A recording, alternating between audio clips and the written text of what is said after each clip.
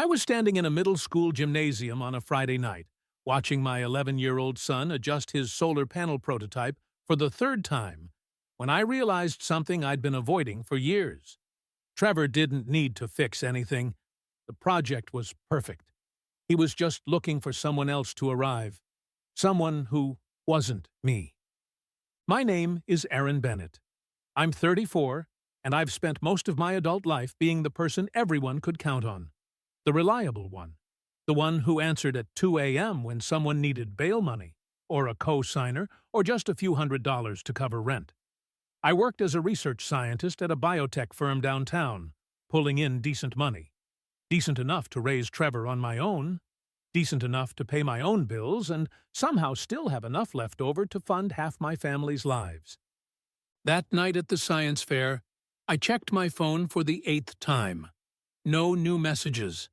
I'd sent the invitation 3 weeks ago. I'd reminded them in the group chat 4 separate times. My mother said they'd try to make it. Josephine, my sister, said Aubrey had a dance recital but didn't specify when. My father never responded at all. Trevor stood beside his table, hands shoved deep in his pockets, watching the entrance. Other kids were surrounded by parents, grandparents, aunts, uncles, whole families crowding around poster boards, taking photos, asking questions. A girl 2 tables down had at least 8 people cheering when she finished explaining her volcano project. "Do you think they got stuck in traffic?" Trevor asked quietly. I wanted to lie. I wanted to tell him yes, that they'd be here any minute, that of course they wouldn't miss this. But I'd spent 11 years teaching him to value honesty, so I just said, "Maybe." He nodded, but his eyes told me he already knew the truth. A judge approached his table, and Trevor snapped into focus. He explained his project with confidence I envied. How he'd built a mechanism that adjusts solar panel angles automatically to track sunlight, maximizing efficiency. The judge took notes, asked follow-up questions, shook Trevor's hand. Trevor answered everything perfectly. When the judge moved on, I told him he did great. He looked past me toward the doors one more time, then turned back to his display and pretended to adjust the wiring. I pulled out my phone and typed one last message to the family group chat. "Trevor is about to present. Last chance if anyone wants to make it." The message showed as read almost immediately. No one replied. By 7 o'clock, they called the awards ceremony. Students gathered near a small stage while parents formed a crowd behind them, phones ready. I stood beside Trevor with my hand on his shoulder. They announced 3rd place. Not Trevor. 2nd place, not Trevor. Then 1st place, Trevor Bennett, for his project on solar panel efficiency optimization. The crowd clapped. I clapped louder than anyone. Trevor walked to the stage, shook hands with the principal, accepted a trophy and a blue ribbon. He smiled, genuinely smiled, and I took a dozen photos, trying to capture proof that this moment mattered even if no one else thought it did. When he came back, I hugged him hard. "I'm so proud of you." "Thanks, Dad." We loaded his project into the trunk and drove home in silence. Trevor stared out the window the entire way, and I knew exactly what he was thinking, because I'd thought the same thing 1,000 times growing up. Why didn't they care enough to show up? At home, I ordered pizza. We ate on the couch watching a documentary about space exploration. Trevor set his trophy on the bookshelf beside his bed before going to sleep, carefully positioning it so the engraving faced outward. I stayed up in the dark living room with my phone in my hand, checking one more time. Nothing. Not a single text. Not even a "congratulations." I opened the group chat and started typing. Trevor won 1st place tonight. Then I deleted it without sending. What was the point? They'd already chosen not to care. A guilt trip wouldn't change that. I went to bed angry. Not the explosive kind that makes you throw things or yell. The cold kind that settles in your chest and changes how you see everything. Growing up, I'd always been the dependable child. The one who didn't cause problems. The one who got a job at 16 to help with bills when money got tight. The one who loaned money that never got repaid. The one who showed up to every family event with gifts and questions about everyone's lives while nobody asked about mine. Josephine had always been the golden child. Prettier, more outgoing, more demanding. She got the better Christmas gifts. She got the college fund. She got the wedding my parents paid for while I got a handshake and a request to help cover the catering when they went over budget. I'd accepted it for so long.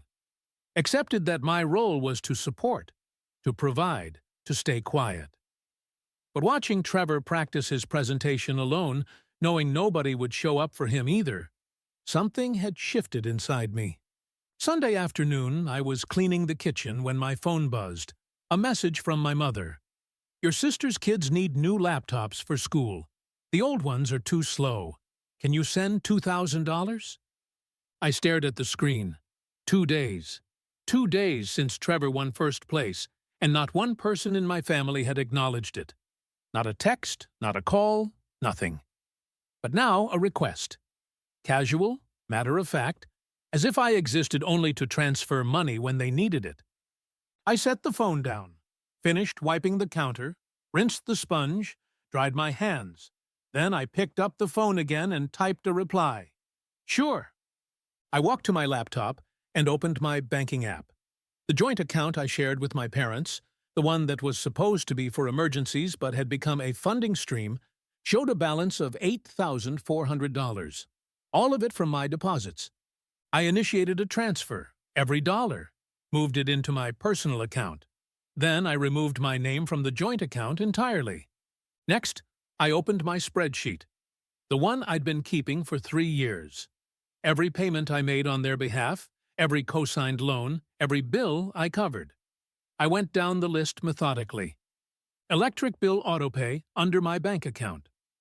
Cancelled. Internet service under my name at their address. Terminated effective immediately. Car insurance for Josephine's SUV that I paid monthly. Cancelled through the app. Philip's truck payment that I co-signed 3 years ago. I contacted the lender and requested removal as co-signer. They informed me he had 60 days to refinance independently or face repossession. The lawn service my mother wanted funded. Cancelled. My father's medication copay automatic payment. Removed my card from the pharmacy's records. Streaming services they used on my family account. Removed all profiles except mine and Trevor's. The gym membership I paid for Josephine. Access revoked. The phone plan that included my parents and sister as additional lines. Moved Trevor and myself to a new plan. Removed everyone else. Credit card I gave my mother for emergencies that she used for groceries and gas. Reported as lost. Requested new card with different number. It took 3 hours. Every automatic payment, every shared account, every service where my money had been flowing without acknowledgement, without gratitude, without respect. When I finished, I closed the laptop. My hands were steady. My heart was calm. Trevor walked into the kitchen. What are you doing? Paperwork. He shrugged and went back to his room. I didn't feel angry. I felt clear. For the first time in years, I felt like I could breathe. I'd been carrying their lives on my back while they walked ahead without looking back. Now, I was setting the weight down. I made dinner, spaghetti with marinara sauce, Trevor's favorite. We ate together at the small kitchen table while he told me about a fantasy book he was reading, something about dragons and ancient magic. I listened. I asked questions. This was what mattered. Not my mother's lawn service, not Josephine's gym membership. This. After Trevor went to bed, I sat on the couch scrolling through old messages. Requests for money going back 3 years. Rarely a thank you. Never a question about how I was doing. Just, need this? Need that? Can you send? Can you help? I turned off my phone and went to sleep. Monday evening, my phone started ringing. My mother. I let it go to voicemail. She called again. I ignored it. A text arrived 10 minutes later. Aaron, call me. It's important.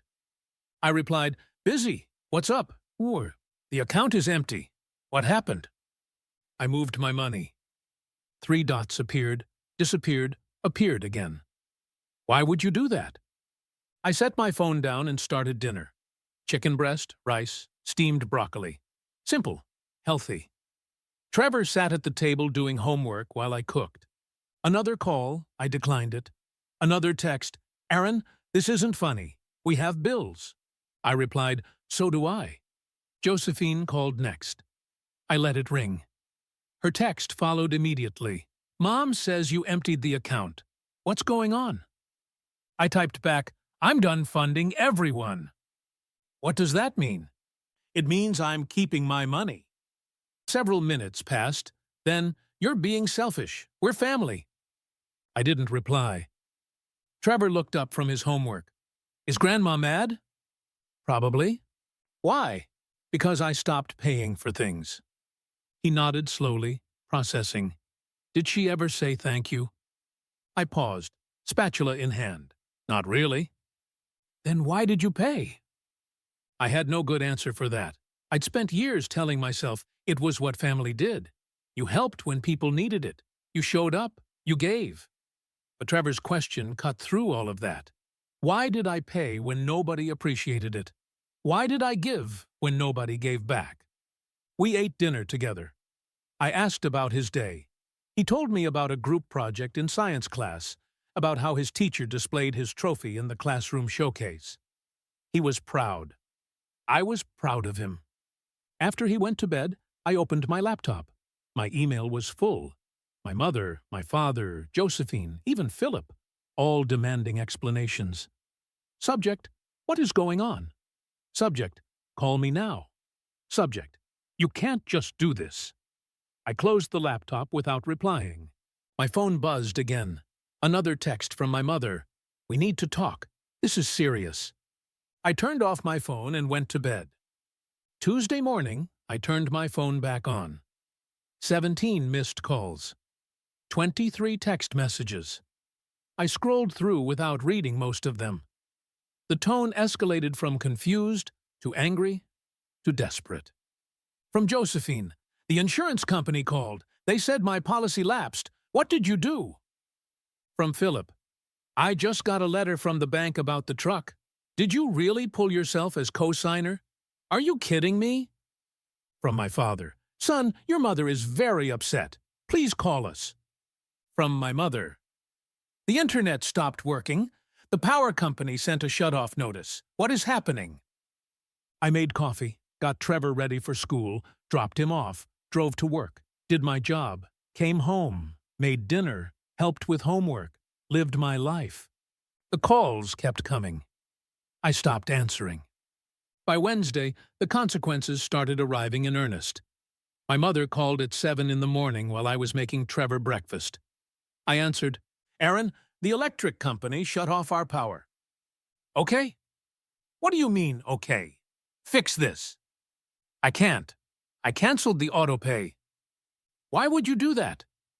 Because it's not my bill. Silence on the other end. I heard my father's voice in the background asking what was happening. We don't have the money right now to pay it ourselves. That sounds like a problem you need to solve. Aaron, don't do this. We're your parents, and Trevor is your grandson. Did you congratulate him on winning first place? More silence. We forgot. We've been busy. Too busy to send a text. Aaron, please, we need help. I helped for years. Nobody noticed. Now I'm focusing on my son. I hung up. Trevor was watching me from the table, spoon halfway to his mouth. Are they okay? They'll figure it out. He went back to his cereal. No more questions. Josephine called an hour later, her voice sharp and panicked. The insurance company confirmed her policy had lapsed. She'd been in a minor fender bender that morning. Now she was liable for damages without coverage. I told her I'd canceled it. She asked why. I said she could pay for her own insurance. She said she couldn't afford it. I suggested she shouldn't have bought a car she couldn't afford. She started yelling, called me selfish, called me cruel, said I was abandoning the family. I asked if she'd sent Trevor a congratulations message. She went quiet. I hung up. Philip called next, furious. The bank sent him a letter. He had 60 days to refinance the truck independently or face repossession. His credit wasn't good enough to qualify for a loan alone. He needed me back on it. I said no. He said I was ruining his life. I said he'd ruined it himself by missing payments and expecting me to cover for him forever. He called me names I won't repeat. I hung up. Trevor came home from school and found me sitting on the couch, phone in my lap, staring at nothing. "Bad day?" he asked. "Complicated." He sat beside me. "Do you want to watch something?" "Yeah, pick whatever you want." We watched a documentary about deep-sea exploration. He fell asleep halfway through, his head against my shoulder. I stayed still, letting him rest. His breathing was steady, peaceful. This was what mattered. Not angry phone calls, not demands for money. Just this. When he woke up, we made popcorn and watched another episode. We didn't talk about my family. We didn't talk about the calls. We just existed together, and it felt right.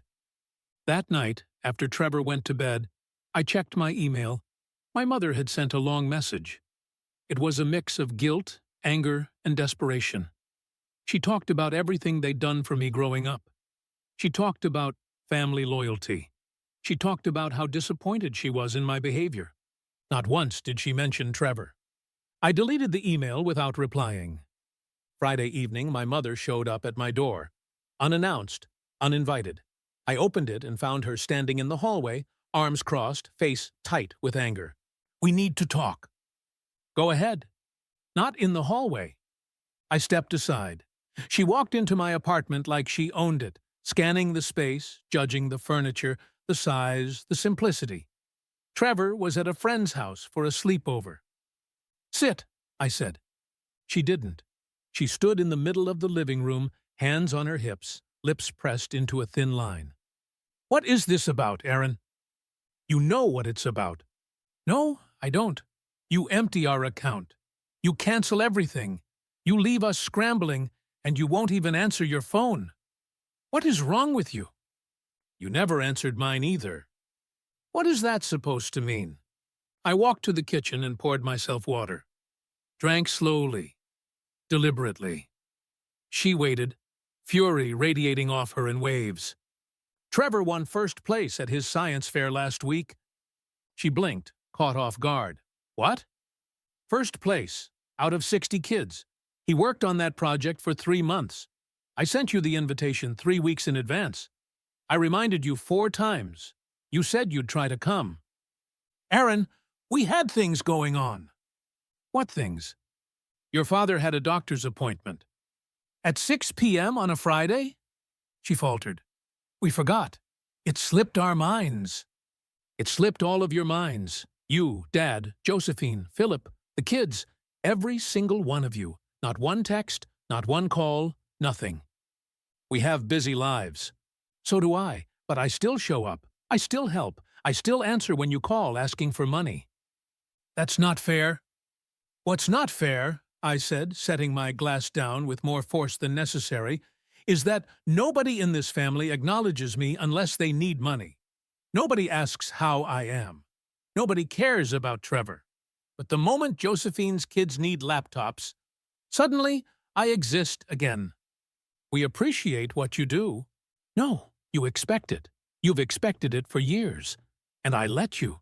That's my fault. But I'm done now." She opened her mouth, closed it. Her face shifted from anger to something closer to panic. "Aaron, you can't just cut us off. We rely on that money." "That's the problem. You rely on it. You don't appreciate it. You don't even acknowledge it most of the time. You just take." "What are we supposed to do?" "Figure it out the same way I've been figuring it out alone for years. You're punishing us because we missed one event." "One event?" I laughed, bitter and sharp. "Mom, you missed his birthday last year. You forgot he existed until a week later. You've never asked about his grades, his friends, his interests. You've never visited this apartment. You've never invited him to family dinners. You ask about Josephine's kids constantly. You brag about their achievements. But Trevor, he's invisible to you. Just like I've always been invisible unless you needed something. She stared at me. Her mouth opened, but no words came out. And when you called asking for $2,000 for laptops, you didn't even mention Trevor's win. You didn't ask how he was doing. You just made your request like, I'm a bank account with no feelings. We didn't know it was that important to you. It shouldn't matter if it was important to me. It should matter that it was important to him. He's your grandson. Aaron, get out. What? Get out of my apartment. You don't mean that. I absolutely mean that. Get out. She stood there, frozen, disbelief written across her face. Then her expression hardened. You're making a mistake. Family is everything. Family is supposed to show up. Family is supposed to care. You're not my family. You're people who used me. She turned and walked to the door, paused with her hand on the knob, looking back at me. You'll regret this. I doubt it. She left. The door closed behind her, and the silence that followed felt like relief, like exhaling after holding my breath for years. I sat on the couch and stared at Trevor's trophy on the shelf. The kid deserved better. He deserved grandparents who showed up. He deserved an aunt who remembered his name. He deserved a family who celebrated his victories instead of ignoring them. Since he didn't have that, I would make sure he had everything else. The next week unfolded in a cascade of consequences I watched from a distance. Josephine's fender bender cost her $3,200 out of pocket. She sent me a furious text blaming me for the accident, saying it was my fault for canceling without warning. I didn't reply. Philip's truck was repossessed on Thursday morning. A tow truck showed up at his office while his co-workers watched. He left me a voicemail screaming, saying I'd humiliated him, saying I'd destroyed his livelihood, saying he'd never forgive me. I listened once, then deleted it. My parents' internet was shut off on Wednesday. The lawn service sent a final bill with late fees. The pharmacy called my mother about unpaid copays accumulating on my father's medication. The electric company restored their power only after my mother paid the past due balance, plus a reconnection fee, but only after they'd spent 2 days without electricity. My father called on Friday. His voice was quiet, defeated. We're struggling, he said. We don't understand why you're doing this. You're hurting us. Do you remember Trevor's science fair? I don't. Do you know he won first place? No. That's why. He was silent for a long moment. Then he said something that surprised me. I'm sorry. I waited. You're right. We should have been there. We should have congratulated him. I have no excuse. Okay. But Aaron, we need help. We're drowning here. Then learn to swim. I hung up. Josephine tried a different approach over the weekend. She sent a long text about family loyalty, about how I was abandoning them in their time of need, about how our parents had sacrificed so much for us growing up. She said I was selfish, cruel, heartless. She said Trevor would grow up learning that family meant nothing because of my example. I read it 3 times. Then I replied with one sentence. You didn't even text Trevor congratulations. She didn't respond. By Sunday, the group chat went silent. No more demands, no more guilt trips, no more requests, just absence. Trevor noticed. Grandma stopped calling. Yeah. Are you sad about that? I thought about it honestly. No. Are you? He shook his head. They never really talked to me anyway. They always asked about Aubrey and Derek. I was just kind of there. My heart broke a little hearing him say it so matter-of-factly, like he'd accepted his invisibility as normal. You're not just kind of there, not to me. He smiled. I know, Dad. We ordered Chinese food that night, ate at the coffee table watching a nature documentary about coral reefs. Trevor talked about a coding project he wanted to start, building a weather tracking app. I listened, asked questions, encouraged him. This was what parenting looked like when I wasn't drained by other people's demands. This was what life felt like when I focused on what actually mattered. Monday morning, I got an email from my mother. The subject line said, "Please read." The email detailed their financial situation. They were behind on the mortgage. The car needed repairs they couldn't afford. Medical bills were piling up. She asked one more time for help. She promised things would be different. She promised they'd do better. At the bottom, she added, "We're sorry we missed Trevor's science fair. We'd like to make it up to him." I stared at that line for a long time. Part of me wanted to believe it. Part of me wanted to think that maybe finally they understood. But I knew better. This wasn't about Trevor. This was about money. This was about them realizing the bank account they'd relied on for years was closed permanently. I deleted the email. 2 months later, everything was different. My bank account was healthier than it had been in 5 years. Without the constant drain of other people's emergencies, I was saving substantial money every month. I'd paid off my car. I'd built an actual emergency fund. I'd opened a college savings account for Trevor and made the first deposit of $2,000. We moved to a better apartment in a better neighborhood. 2 bedrooms, more space, a balcony where Trevor could set up his science projects without cluttering the living room. The school district was better. His new science teacher was impressed with his work and recommended him for an advanced program. I took Trevor to a science museum 3 hours away on a Saturday. We spent the whole day there exploring exhibits, attending a lecture on renewable energy. Trevor asked a question during the Conda session that impressed the speaker enough that she came over afterward to talk to him, giving him her card and telling him to reach out if he ever wanted to visit her research lab. Afterward, we got dinner at a burger place with huge portions and milkshakes. Trevor got chocolate. I got vanilla. "This was the best day," he said, grinning with whipped cream on his upper lip. "We can do this more often now." "Really? Really?"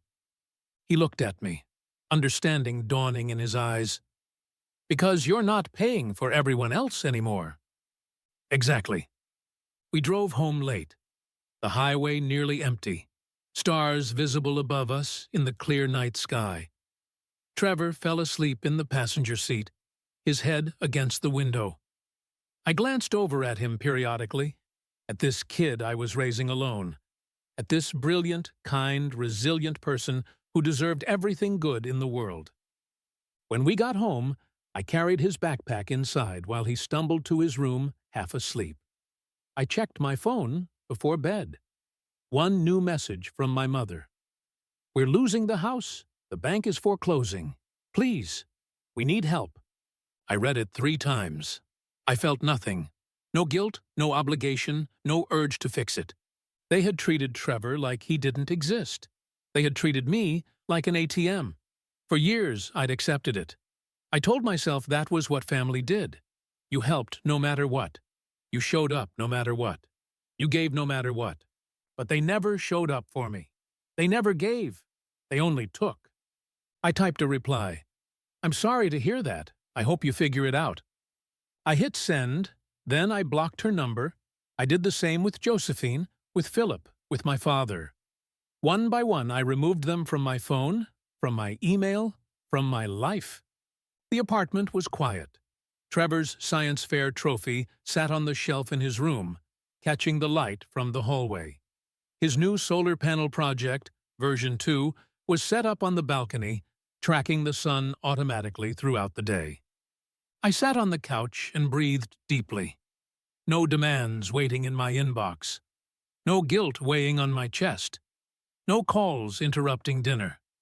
Just peace. 3 weeks later, Trevor asked if we could go camping. We'd never gone before. I'd always been too busy, too broke, too stretched thin by everyone else's needs. "Let's do it," I said immediately. We spent a weekend in the mountains 2 hours north. We hiked trails, built a campfire, roasted marshmallows that burned on the outside and stayed cold in the middle. We stared at stars so bright and numerous, it looked like someone had spilled glitter across the sky. Trevor talked about wanting to study engineering in college, about building things that helped people, about maybe working on renewable energy solutions. I told him he could do anything he wanted. I meant it with everything in me. On our last night there, sitting by the fire, he turned to me with a serious expression. "Dad?" "Yeah?" "Thank you." "For what?" "For choosing me." My throat tightened. I had to swallow twice before I could speak. Always. Every single time. "You're the most important thing in my life." "I know. That's why I'm not sad about Grandma and everyone else. You're enough." I pulled him into a hug. We stayed like that for a long time. The fire crackling beside us. The forest quiet around us. We stayed up late that night talking about everything and nothing. About school. About his future. About a girl he maybe liked but wasn't sure. About my job. About whether I ever wanted to date again. About what kind of dog we might get when we moved somewhere that allowed pets. When the fire burned down to embers, we went to the tent and fell asleep to the sound of wind moving through the trees. When we got home, I started planning bigger things. I researched summer science camps for Trevor. I looked into vacation destinations. I budgeted for things we actually wanted instead of things other people demanded. The following month, Trevor's birthday arrived. I threw him a party. Real friends from school came, kids who actually liked him and wanted to be there. We played games, ate too much cake, watched a movie on the projector I rented. Trevor laughed more that day than I'd seen in months. At the end of the party, after everyone left and we were cleaning up, he hugged me tight. "Best birthday ever." "Good. You deserve it." That night, after he went to bed, I sat on the balcony with a beer. My phone was silent. No family drama, no emergency requests, no guilt trips. I thought about my parents losing their house. I thought about Josephine struggling without my financial support. I thought about Philip's repossessed truck. I felt no satisfaction in their suffering, but I also felt no responsibility for it. They had made choices. They had treated people poorly. They had taken and taken without ever giving back. Now they were facing the consequences of those choices. I had made different choices. I chose my son. I chose peace. I chose a life where I wasn't invisible, where my contributions mattered, where the people I supported actually valued me.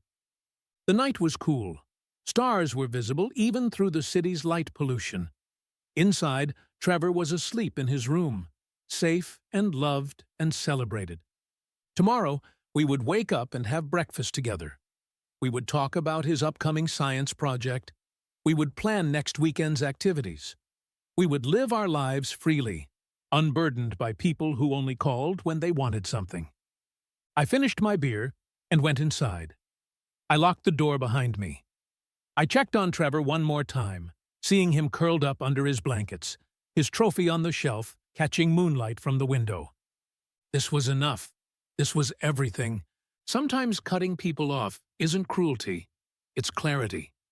The people who truly love you won't need your wallet to prove it. They'll show up. They'll celebrate your wins. They'll ask how you're doing without expecting anything in return. And if they don't, then they were never really there for you to begin with. I learned that peace doesn't come from keeping everyone happy. It comes from protecting the people who actually matter. For me, that was Trevor. And choosing him was the easiest decision I ever made. Our story has come to an end. If you've made it this far, how about subscribing to our channel? It helps us immensely. I've selected 2 other videos for you that I'm sure you'll enjoy. Feel free to click on them. I'll be waiting for you in the next story. See you soon.